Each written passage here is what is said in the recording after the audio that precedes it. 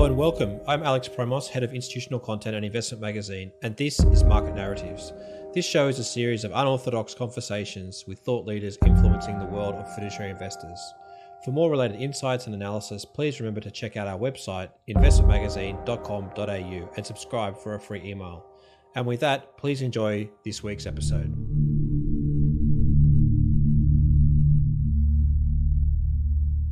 My guest today is Mo Khan. He is the Vice President and Senior Quantitative Research Analyst at Causeway Capital Management. In this episode, we discuss how the sensitivity of ESG has changed over the past 10 years, the economic rationale between ESG and alpha, the importance of developing an internal view of ESG factors, and how they may line up with the many data sources and signals available.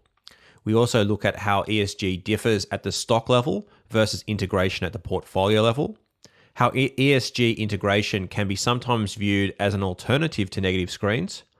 We look at standardisation of ESG reporting and its importance in making sure that there's consistency. And finally, we look at the role of investor education and the sharing of research between fiduciaries to try and fast track some of the developments that we've seen in ESG. I hope you enjoy the conversation. So look, maybe Mo, if you can give me a bit of context of what's happened over the last, let's say, 5 years that ESG has come to the forefront. Was ESG not part of the forefront 5-10 years ago? What's changed in terms of your thinking there? Thank you, Alex. Actually, a lot has changed, and ESG is a very rapidly evolving space. I think one of the big things that's happened in the last 5 or 10 years, a lot, but increasing consumer awareness, increasing scrutiny and focus from policymakers and regulators, and increasingly new research evidence that ESG issues, a variety of ESG issues, actually matter for return and risk. And so, I think even going back 5 years, there might have been an impression that ESG issues are more nominal, that they don't really impact return and risk.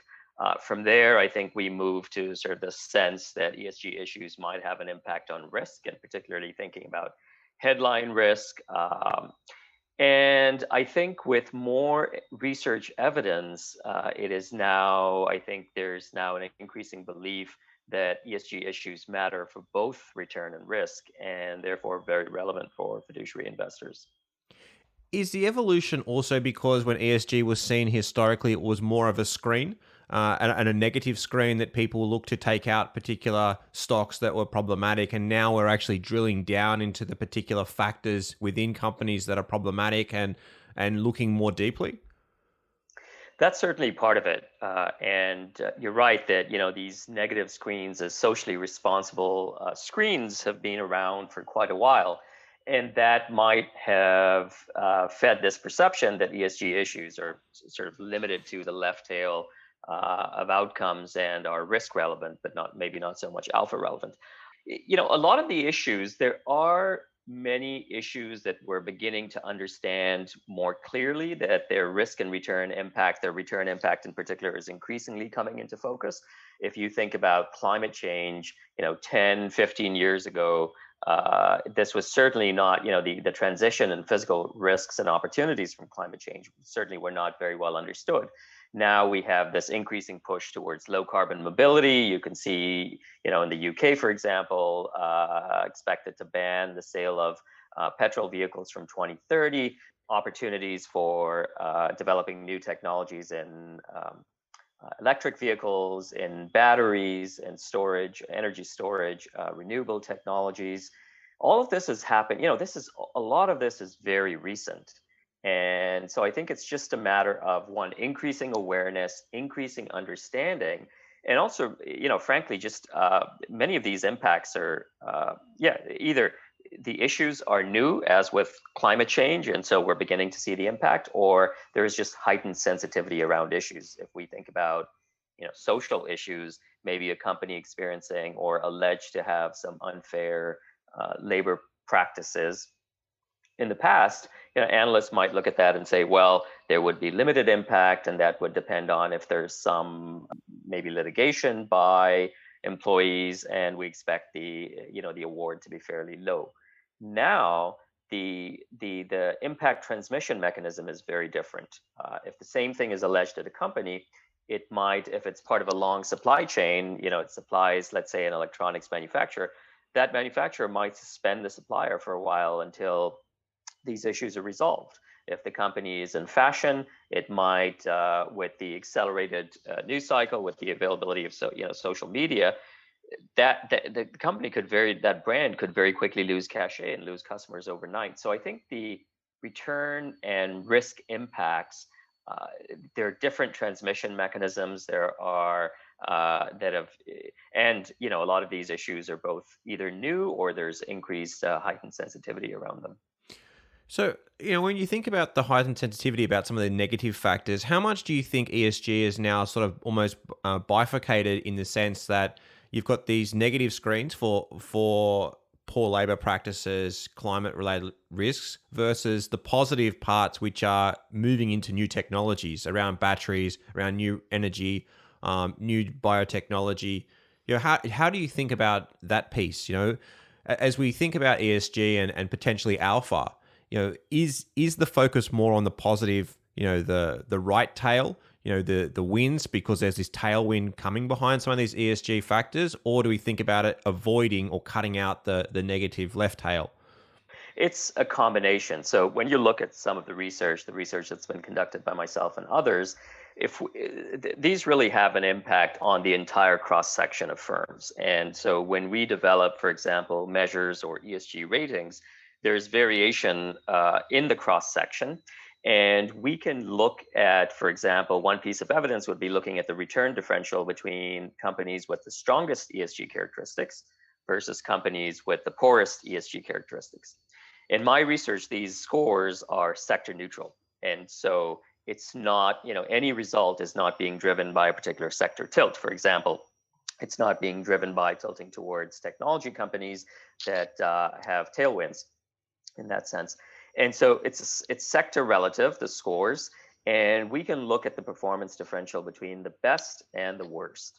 And we see a very both statistically significant and economically significant performance differential, return differential, that is not due to any other style exposure. So it's not because, if we form this long short portfolio, we're capturing any sort of value tilt, growth tilt, momentum tilt, or any other style exposure. It's strictly due to differences in the ESG characteristics of these firms. So it really is, it's coming from the entire cross section. You want to do, there might be a role in portfolio construction for a little bit of negative screening. So maybe you want to avoid the very, very worst performers.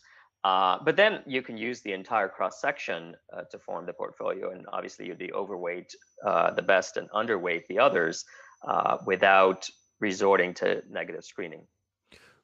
Is it fair to say that it's somewhat of a factor? This ESG, it's something that you could potentially go long short on. in so it is a signal that we can exploit in the full cross section. The evidence, certainly in my research, is that we can form these long short portfolios, but that's one way of looking at the return differential. If you're a long only manager, obviously the long short has a overweight underweight interpretation. So it can certainly be, in terms of implementation, you can certainly implement this return predictive signal through a long short strategy.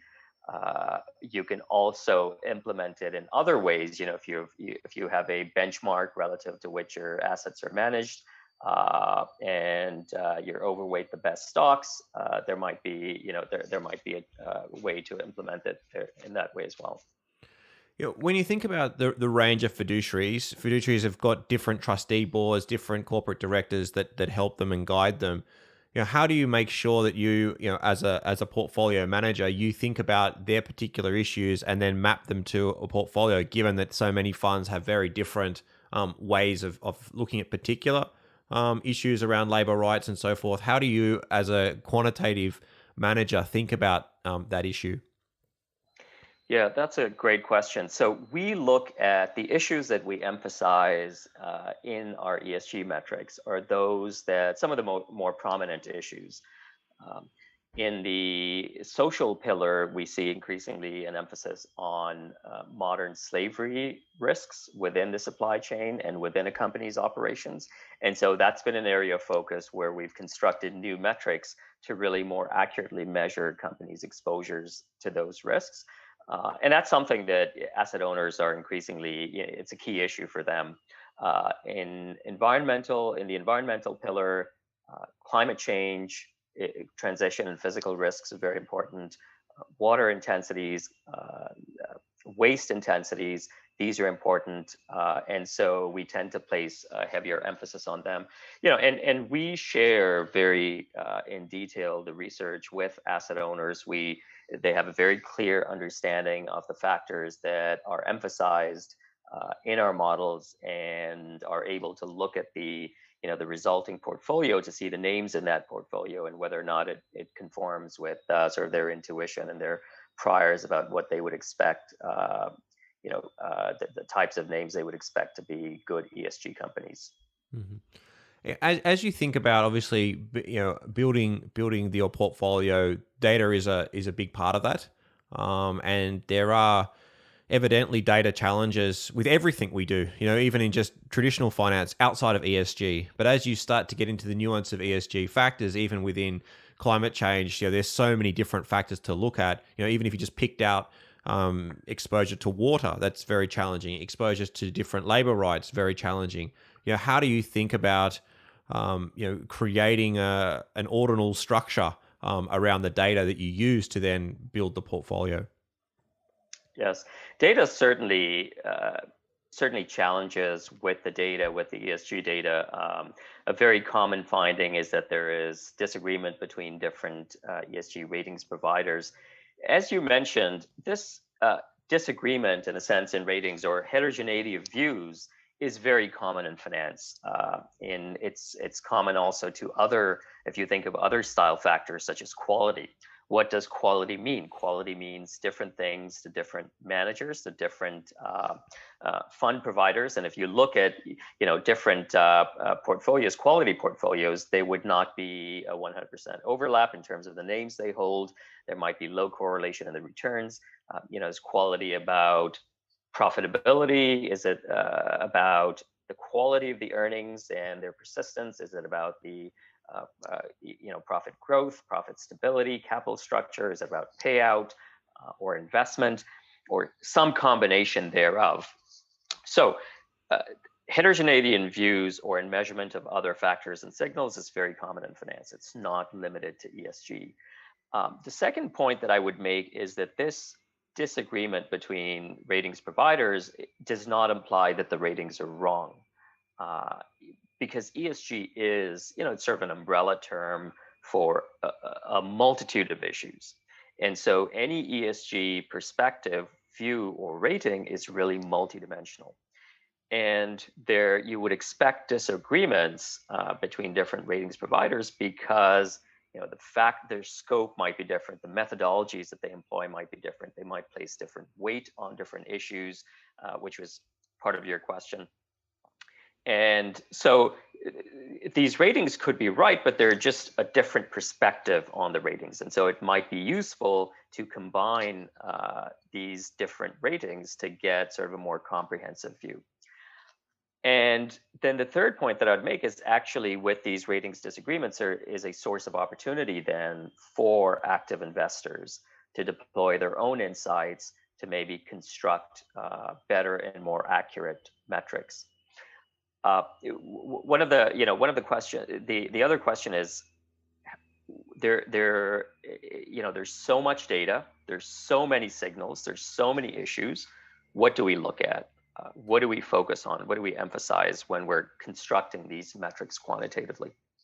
And so, I think there are two steps. There are a couple of steps. The first is understanding what is important, sort of from a domain expertise, having that domain expertise or that domain knowledge. And so, if you run some back tests on climate change factors, you might find that historically, if you go back 10 years, they may not have predicted returns 10 years ago.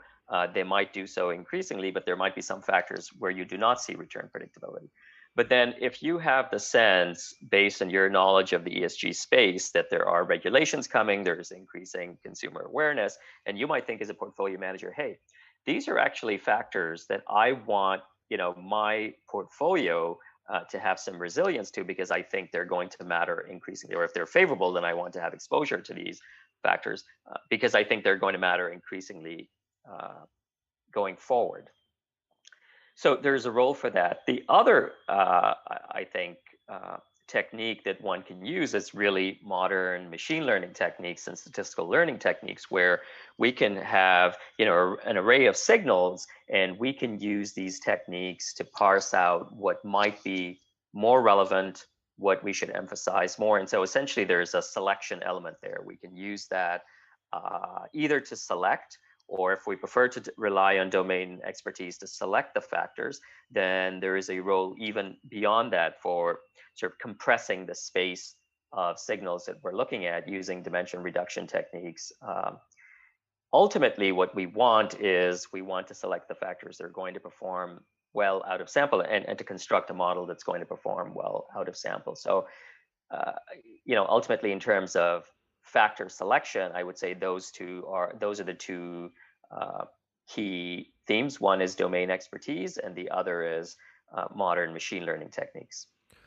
What do you think, for an investor that is probably something that they don't understand around the actual integration of ESG into the portfolio?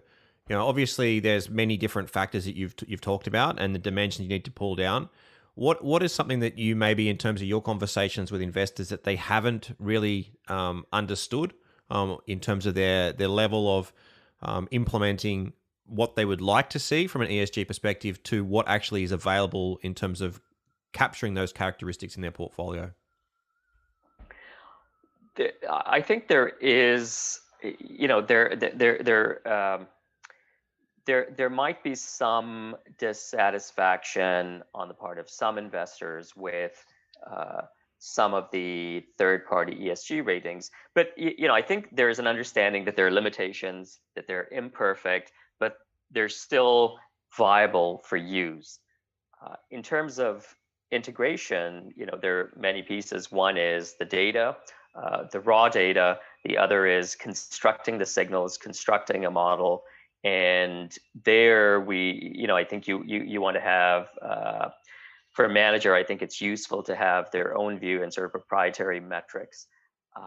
And in terms of actual integration in the investment process, I think, asset owners are looking for a thoughtful approach. They're looking for commitment on the part of managers, a evidence-based belief that ESG issues matter for return and risk, and then a thoughtful implementation, integration in the investment process.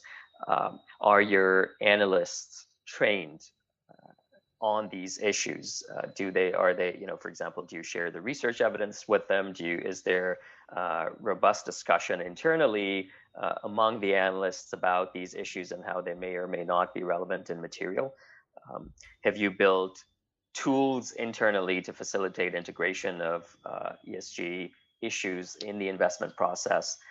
Do you look at the materiality when you're considering an investment case? If you're a fundamental investor, do you look at, you consider material ESG issues for every investment case that you look at?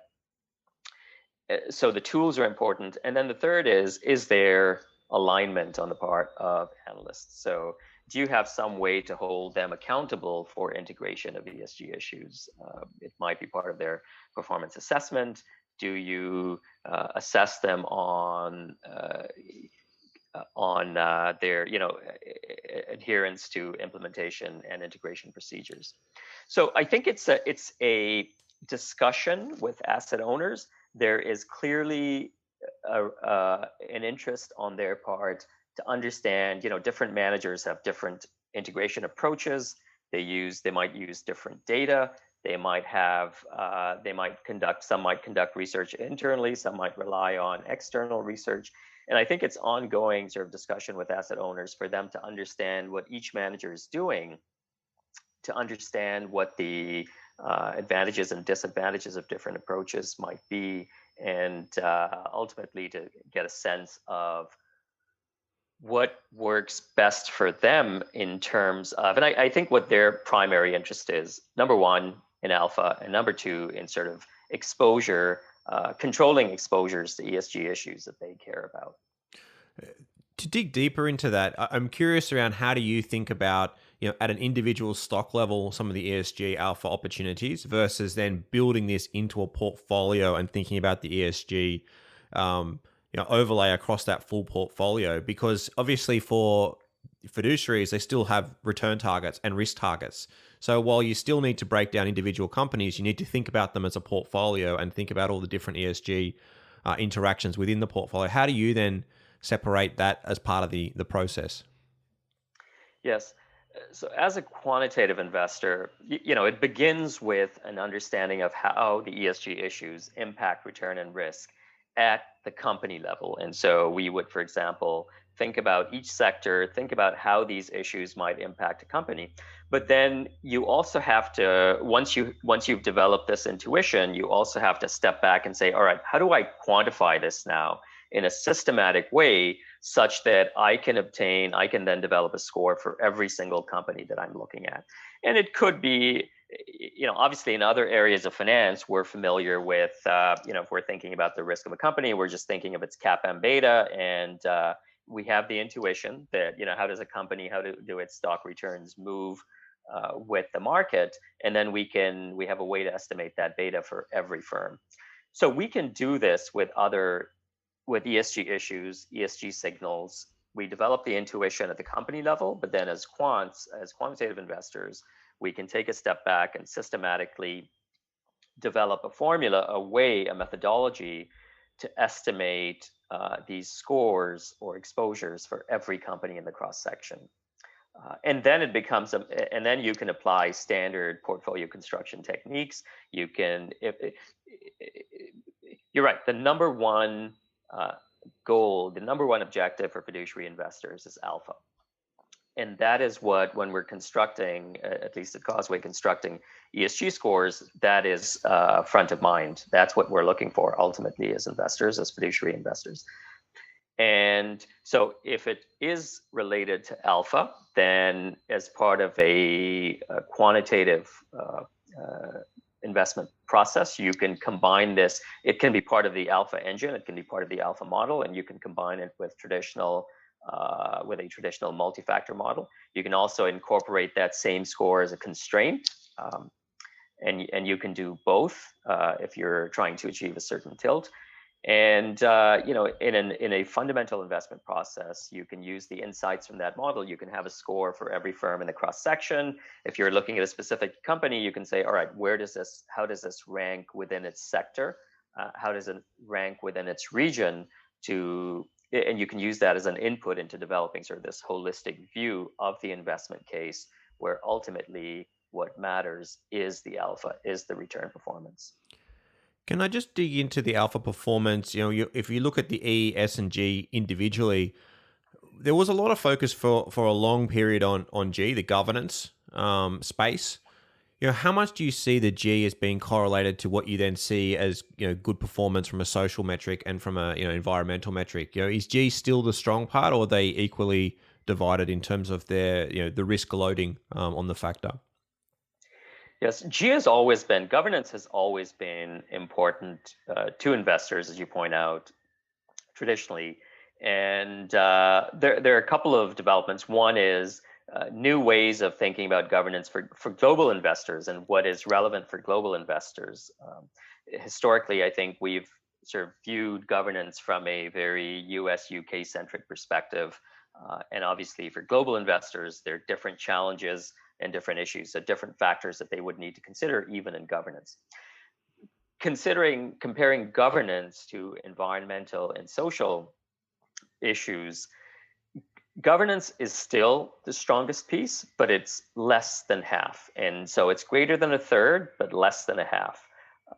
Social issues are quite important, but they are, I think, consistent with intuition in terms of generating alpha. They're the least important of the three, but by no means is the weight on them trivial or negligible. It's still an important weight. It's less than a third, but it's not trivial.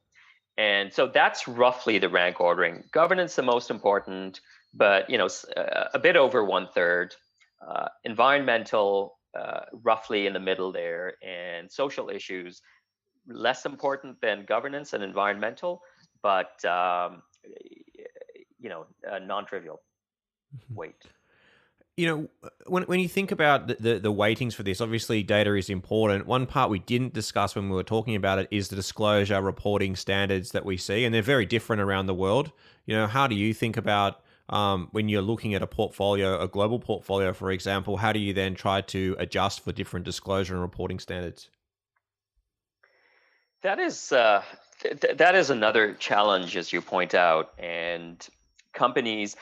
Luckily, though, I think a lot of companies are increasingly reporting on their sustainability ESG achievements and their goals and targets. So disclosure is improving because I think everyone realizes, companies realize how important it is to outside parties. They're also being the third party ESG ratings providers have increasingly a lot of analysts. They have analysts in different regions that might be relying on not just company disclosures, but also news items, regulatory filings, and so on. To the extent that there isn't full disclosure, obviously, because it's not mandated and it's not uniform, as with, for example, accounting, financial disclosures, uh, there would be some challenges, but I would say increasingly it's improving. How do you then think about ESG engagement? Being a quant shop, obviously you build your portfolio. Then how do you think about your ability to engage with these companies? Can you put that as a key element or a factor in terms of the types of companies that you want to put in the portfolio, given that you know that they're more open to engagement? How do you think about it? Yes, I think engagement is definitely it's a more viable approach, I'd say, for fundamental investors. And at Causeway, we have both quantitative and fundamental investment capabilities. And, quantitative investors obviously hold in a quantitative portfolio, you'd have a lot more names and there would generally be higher turnover. And so engagement is generally not very viable, but definitely it is for fundamental investors. And there the question becomes, in terms of engagement, I think it's important, and it's increasingly viewed as an alternative to negative screening. Instead of screening out companies, let's engage with them to try to effect positive change. So there's more of I think that constructive approach is more in favor today. Engagement, I think, should also be selective. Obviously, for any investor, you can't engage with every single company in your portfolio. You want to be selective about which companies you engage with. And the way to do that, really, the approach has to be, first of all, to prioritize your engagements. And so you have to develop a rule for prioritizing. It could be that maybe there's a particular issue that is of most interest to a manager. And they would say, well, I'm going to engage with companies in my portfolio that score the lowest on this particular issue. Or it could be, so there might be other rules, or it might be something that an issue that's most important to uh, my investors, my clients. And so once you develop a rule for prioritizing, then you might look at the carbon footprint of companies in your portfolio and say, all right, I'm going to engage with companies that have the largest footprint adjusted for their sector. So that's the first part, prioritizing engagements. The second would be to plan the agenda. What is the desired outcome if you were to engage with them? I think you have to have a clear sense of that.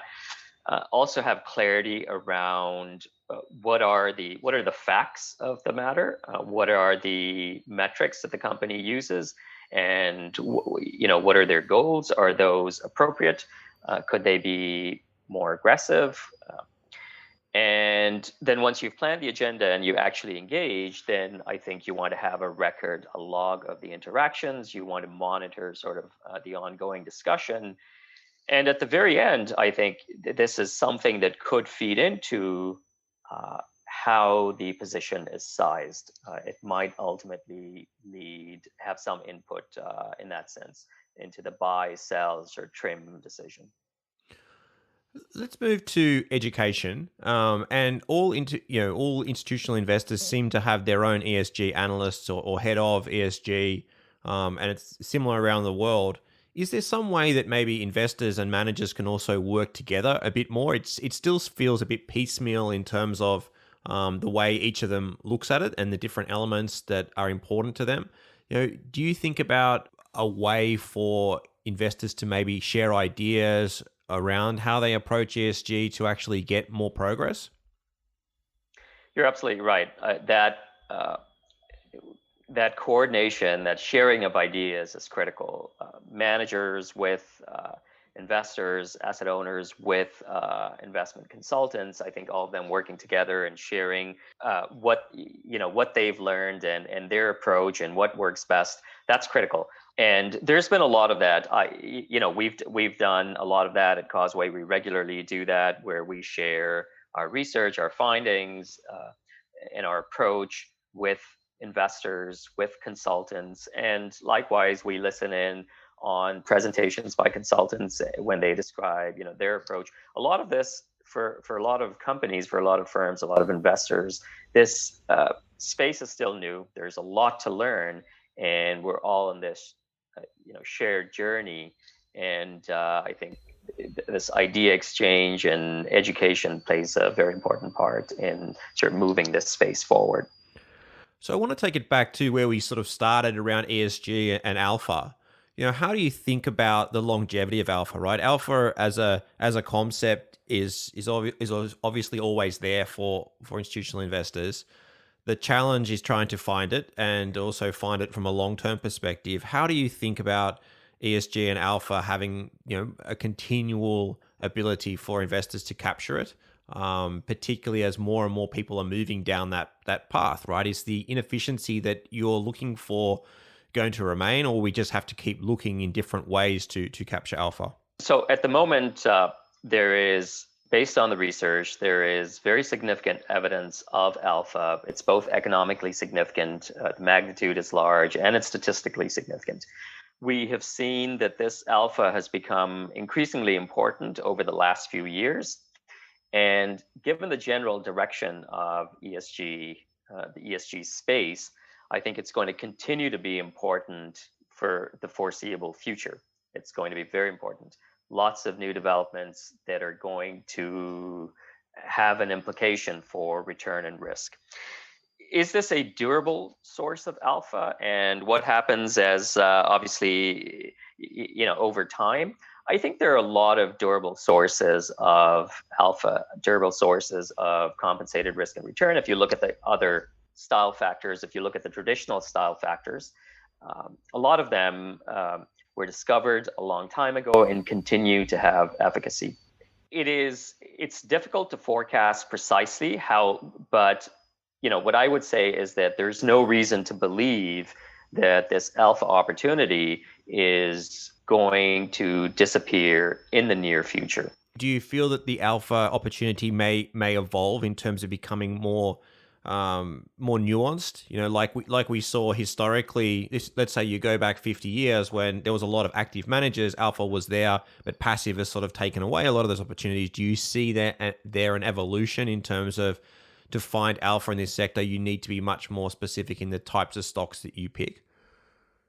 Yes, absolutely. I think there is definitely a role for continued research in this area and development of new and novel metrics that are adapting to the changing landscape, that are capturing new opportunities and new risks as they arise from policy and regulation or consumer preference. So there's absolutely that need, I think, and that's in general. I would, say that as an active manager, that's an ongoing effort.